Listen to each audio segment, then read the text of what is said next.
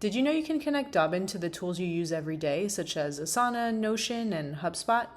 To help you get started, every account on the team tier now comes with 10 free integration slots.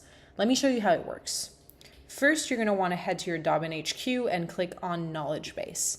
Then you're going to scroll all the way down to find your knowledge integrations. As we scroll through, you'll see that you have 0 out of 10 slots. This means that right now you can plug in up to 10 integrations to your Dobbin. When you open the drop-down menu, you'll see you can connect to Monday.com, Notion, Pipedrive, and other integrations. Each of these uses just one of your 10 available slots. Our more powerful integrations like Google Drive and OneDrive use 2 slots because they can sync entire folders and understand your team's work in real time.